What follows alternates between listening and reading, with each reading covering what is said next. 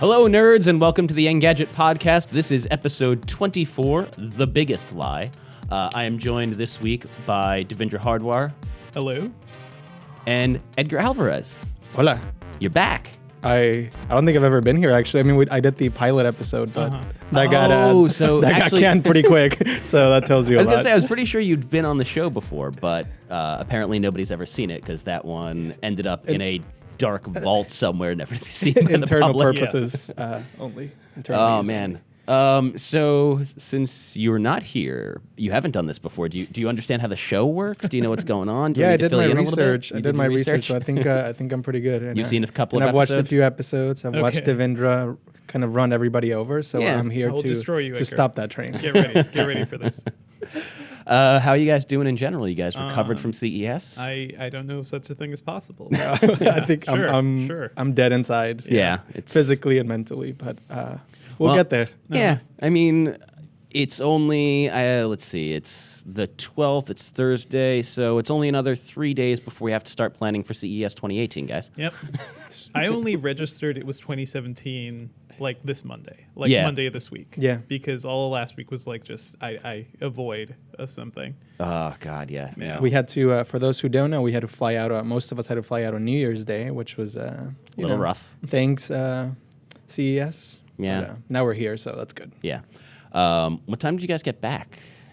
I'm not going to complain. I know it was hard for some people, but I actually had a flight that was delayed. So I had one stopover originally, and I got a nonstop. So I'm just going to stop talking. There you go. Pretty good. Yeah, I actually had it pretty easy, too. Delta upgraded me to a nonstop flight, so I got home at like 4 o'clock, and no issues or anything. So shout out to the airplane gods, I guess. Damn, you guys. Pro tip for everybody, never fly United, as all of us have learned. United has officially lost my business. I did enough ranting about that on Twitter. If you guys want to listen to me complain, not that you don't get enough of it on the podcast, just follow me on Twitter. It's most of what I do. You guys want to get to it? Sure. Yep.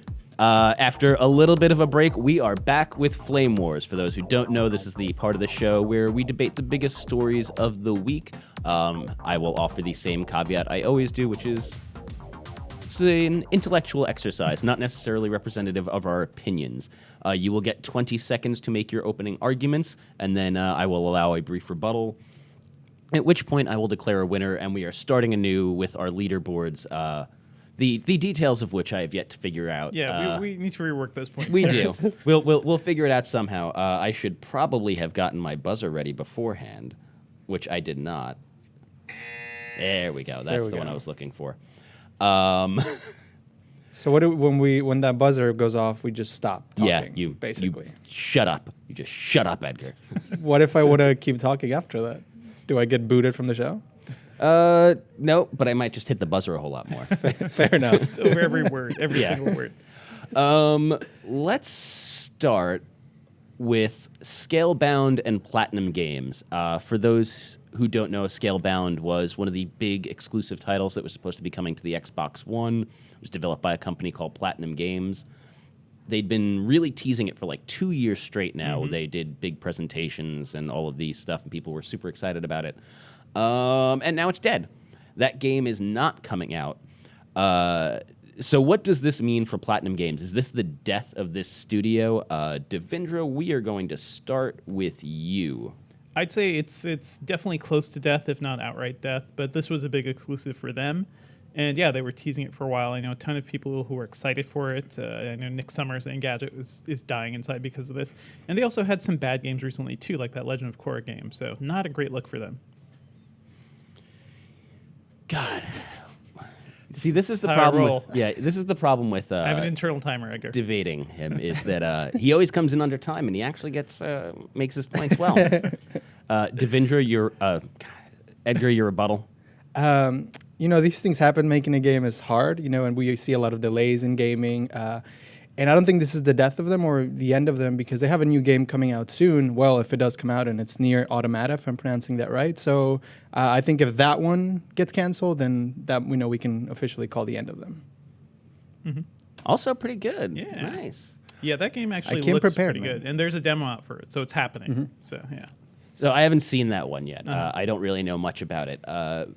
But Platinum Games has done other big titles in the past, They're right? mostly well known for Bayonetta and kind of helping out with other games. I think there was a rumor that they helped out with the battle system in Final Fantasy 15 or a little bit. They're known for those kinds of games where you're running around and like attacking people, third person type action games like Bayonetta, basically. So that's why this one was a big deal for them, right? Because it was kind of a little bit different than Yeah. anything they've done before. The world looked a little better and stuff, but I mean, they did the Legend of Korra game, which is a series I love, and they did a terrible job. That's one of the worst games I've played in a while. I was gonna say, so they have helped on a couple of big titles, like Bayonetta and one of the worst titled video games I think ever, which is the Metal Gear Revenge. Yeah. Rising, Metal Gear That's the one I was Rising, thinking about. Revengeance. Revengeance. God, what? They developed that. That's a thing. But they did the Transformers I mean, game. I've heard that that's like a good game though, the Metal Gear one. It's just the worst name ever. Sure. I heard people like it, but they did like Star Fox Zero. Nobody really liked that. The new Teenage Mutant Ninja Turtles game. Like they've had so many misses lately. This is not great news for them. So I don't know, Edgar. It's also it's kind of sad for Xbox because I feel like they needed this exclusive, so it also doesn't look good on them. Do you think this hurts Xbox more than it hurts the studio? I think so. Like I have both an Xbox and a PlayStation, and I play the PlayStation more often. I don't know if it's because of its exclusives, but it does have a little bit, to do with that. So this is, I think, it's also a bigger bummer for Xbox than it is for Platinum Games. I'm gonna give this one to Edgar. I think. Right. Oh, wow. I told you, man. I came prepared. You came more prepared than most people do. I'm not gonna lie. Most people kind of roll in here and just go, "I have to argue what now?" Sure. Oh God. Fine. What whatever. are we talking about? So yeah, I think they do have this one last little opening. It's not quite death for them yet, but I do think that if they fail with this near automata, this, Yeah. It's a hard Names. Yeah, words are hard. Words are very hard. Well, especially for like Japanese gaming companies too. Like some great uses of English language. There. Yeah, God, I'm just never gonna get over revengeance. Revengeance. God, it's not a fucking word. It's not a word. It's not even like a decent portmanteau of words. Weren't we talking about another word that you don't like at CES? Graffiti, using it as a verb. It was. Yeah, I really don't like graffiti as a verb. Yeah. Like, I think tag. You say tag. Yeah, that's the verb. Yeah. Oh yeah. Were you like a graffiti man in your past life? I can't. You say. just tagged I stuff. can't say. Just Devendra was rolling around. I played a lot of Jet Set Radio. Of course, that makes a lot of sense. So let's move on to the next one. This one is barely a tech story, but I just kind of want to argue it because it's something that's near and dear to my heart. Hasbro is yet again taking votes online to decide what the new pieces in Monopoly are going to be. Because the pieces that you have are not good enough, apparently. Yes. But of course, rather than get a cat this time, it looks like we might end up with emojis. So instead of a car or a horse, we might get emoji. Sure. What is happening?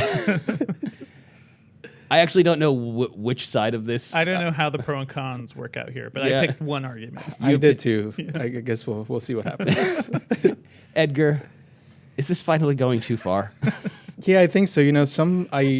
My feeling with this is that just some things don't need to change, and this would be worse than replacing that iconic iron with the cat. I already get enough kissy faces on my phone every day, so I don't need it on my Monopoly board. Devendra, your rebuttal? I think Monopoly is in danger through mobile gaming and everything else kids are doing in Minecraft and stuff like that. So it kind of has to evolve to communicate itself to younger generations. It's not the thing we want, but it has to happen in some ways. Okay, so does it have to happen though? So this is the thing that's kind of confusing to me about this is they did this vote to get the new piece a couple of years ago. They released this version of Monopoly without cash that you use a debit card. They did all this stuff to like update it. They have the here and now version in which they update all the property names or whatever. And you know what? those don't sell. Nobody right. cares. Everybody buys classic Monopoly. Yep. I have So Well, how many classic Monopolies do you need, though, right? Like, I have one set that's gathered dust for like 10 years. So after a point, there's kind of breaking point. Like, maybe you have to give people new editions and reasons to upgrade and things like that. how many versions of Monopoly do you guys own? I own one, and I never play it. we have the classic one, and then one of the things I was gonna say is my little sister, she's 10, and it's crazy because for certain games she prefers to use the iPad, and for something like Monopoly, she always wants to play the board game. Same thing with like Life and stuff, and she's uses her iPad a lot, so I find that interesting. But I guess like to Devendra's point, I do agree that I think they do need to change in some way to kind of appeal to the younger generation who maybe relates more to emoji than I don't know, the old car and the iron and stuff. I mean, we're talking about Monopoly which isn't there right anymore, now, right? too, which is a win for them. That's all it is. Like, I'm sure they don't even care what the pieces are. It's more like, hey, remember Monopoly? Do you have feelings about Monopoly, right? It's also interesting that they're doing like a crowdsource thing instead of them just making the decision and being like, here, we're gonna do this, and hey, instead of letting people pick what they want. Well, I mean, I think that's something that they've done. Like that is a smart thing that they've done about this. As much as I have personal issues with emoji for my pieces in Monopoly, which is whenever they do make a change, they more often than not kind of go out and like talk to people and see what they want. They put it to a vote. I'm just wondering if maybe the more valuable change for Monopoly would be to come up with new gameplay rules, new styles. Because, I mean, one of the things that's always made Monopoly a very popular game is this idea of house rules. Like, all of the people out there who play Monopoly and collect $500 or whatever it is when you land on free parking, like, that's not a thing. Like, that's not in the rules of the game. That's something you invented. The income tax going in the middle and you collect that if you land on free parking, like, that's not part of the game. You don't collect anything for free parking. It's literally free parking. And there's always that one person who's like, let's look at the rules, right? Because everybody starts like kind of making it. I am a Everybody has their Monopoly own. purist, to be clear. There's no free parking in my home when we play Monopoly, much to the chagrin of my wife. I also think, one of the changes, or maybe like you were saying, one of the changes they need to make is also, I don't think I remember the last time I finished a Monopoly game. You know, that's always been the thing, right? Like, so that's what I'm wondering is, rather than replace the horse with a winking emoji, wouldn't it be more valuable for them to like kind of come up with a way to speed up the game? Because again, as much as I love Monopoly, and I do really love this game, it takes like 3 hours to play. Right. Which is, I don't have 3 hours to play a board game. Then it'll be a very different game. Like, that's changing a figurine is one thing, but like changing the rules or the structure of the game is like, oh, now it's like Monopoly Rush or Monopoly Light or something like that. Is there like a nice digital version that you could play with your phones and stuff? I haven't really paid attention to the mobile Monopoly at this point. There is a version. I just don't know how good it is. Because like it seems that's where we're going to be headed eventually, right? You have a couple of friends. Let's play a quick round of some sort of weird Monopoly thing. Yeah. I know. God, this is a hard one. Search your heart, Terrence. I think I'm going to have to give it to Devendra. As much as I personally loathe the idea of emoji pieces, I think the broader point about the game needing to evolve is important. So you'll get that one. I'm not proud of that one.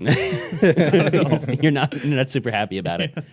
All right, let's move on to our last topic for Flame Wars, which is Facebook. And I can already tell Edgar's not super happy about this. Well, I'm not. Go ahead. I'll let you finish. Okay. So we are far from alone in having bashed Facebook quite a bit for their role in dismantling journalism. I don't think I'm overselling it to say it that way. I mean, journalism and the open web and a bunch of things. Yeah, I mean, it's become the place where a lot of people get their news, which makes it very hard for news outlets to make money because you can't sell ads against something that appears on Facebook. It's also kind of aided the spread of fake news and propaganda and misinformation because now you're sharing information and stuff like that amongst your weird little social media bubble of people who agree with you and who might not be thinking particularly critically about things that cater to their beliefs they're predisposed to. So now Facebook has been talking about trying to find solutions to that. And I want to say this was yesterday. I might be wrong about the timing of this.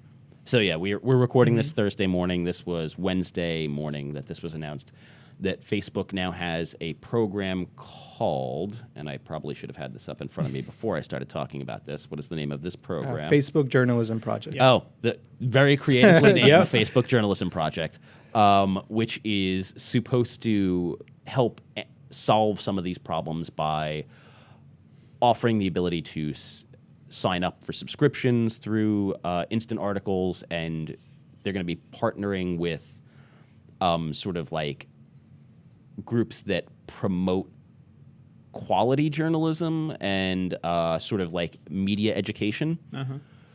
So the question is here, is this a step in the right direction? Is Facebook finally finding a solution to it? Or is this just like a lazy Band-Aid they're slapping on top of stuff? Devindra, we're going to start with you. I'll say it's a trap. It feels like everything Facebook has done around news and around media has been not to the benefit of news organizations, but to the benefit of Facebook. So after them, overstating video views and stuff like that, I can't trust this. Edgar, your rebuttal? This one's a very weird one for me, but I'm gonna say, whether we like it or not, Facebook is, as you said, the way a lot of people get their news nowadays. So if they want to help journalists kind of with training tools to like get to know their platform better and how to make the most of it, and hopefully eventually get rid of fake news, then I think that's a good thing. Finally got a buzzer in at the end. I have a lot to say about this. So this is, oh man, this is crazy. Do you have any response, Devindra? I mean, those are all good points, too. Like, Facebook has a lot of stuff they need to do to improve how they're working with media companies. So, on the one hand, this seems like a good effort, but it feels like a trap to me because, I can't ignore like how much Facebook has positioned itself to replace news media and kind of trap news media into relying more on Facebook for videos, for things like instant articles. It's nice that they could be pushing subscriptions from those now, but really at the end of the day, what really matters for news agencies is to get people to their site. Yeah. And Facebook seems like they've actively been working to stop people from doing that. So one of the things I was thinking about while reading about this, though, is even less about how it's not really helping these news organizations make money necessarily and any of that stuff, but it also seems to be putting the onus on these other organizations to educate readers rather than Facebook actually taking responsibility for the fake news problem and doing something about it itself. I also think we need to become, as news agencies need to become less dependent on Facebook, not more. So while I think it's a good thing that they're trying to do, like I wish we wouldn't be so dependent on them. So here's a bigger picture question, which is how do you do that? How does someone like the New York Times or even Engadget rely less on these quote unquote off platform? That's media speak for you guys out there who are not familiar, not in the biz. But how do we come to rely less on that stuff? I mean, that's the increasingly important. That's where people are going to share information, unfortunately. Which I think is hurting the entire industry because it drives down page views, it drives down unique viewers, which means we're not selling as many ads, we can't charge as much for ads, which makes it harder to fund a thing. In case you can't tell, we're not huge fans of this stuff here. So I mean, but what do we do about that? I do not know the answer to that. That's above your pay grade? I don't know. I mean, I don't want to sound like a Luddite just because I follow the growth of all these online platforms, and part of our job is to follow new technology trends. But I have no problem with social networks being used to share stories. It's why Twitter is one of my favorite social networks because it's all about sharing the direct information and not kind of replacing the need to actually go to sites. Facebook has worked to become a sort of insular internet, and that's what disturbs me, right? Their apps are designed in such a way that you're always in the Facebook ecosystem. And when it comes to news and things like that, that's rough. It'd be things like instant articles, I'm just not a big fan of. And I think organizations that are worried about this sort of thing shouldn't be participating in those programs. It may seem tempting at first, but so does all those sweet page Facebook video views, which they claim will help. and turns out what they were overstayed by 50%, some large number. Yeah. Yeah. I don't know. Edgar, you have any additional thoughts? No, I think these are all good points. Like I said, I just wish news agencies wouldn't be so dependent on them. But that's the way forward. It's going. Yeah. It's like with Monopoly. It's things are changing, so we just have to adapt. My one wish for this is that Facebook would take a little bit more ownership of their role in sort of empowering the spread of fake news and propaganda. Right. I think at the end of the day, that's kind of my biggest issue with this program. Like, I get that there's only so much they can do to push people back to the New York Times or back to whatever the source material is, and offering the ability to sell subscriptions through these instant articles and stuff. Like, it's not great, but at least it's a small, valuable concession.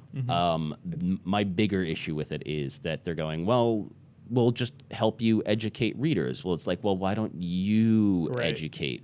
And we're seeing, more and more of that. Like, it's kind of part of their DNA where they're just they don't self-regulate. They're just like, oh, well, they're always kind of neutral about everything. And you're like, no, you should take some responsibility. Like, Zuckerberg's come out and said, like, we're not a media company. And then they go out and do things that suggest that they are a media company. So I just think they need to kind of take some responsibility and own up to it and just be like, hey, we've made some mistakes and here's how we're going to make a difference.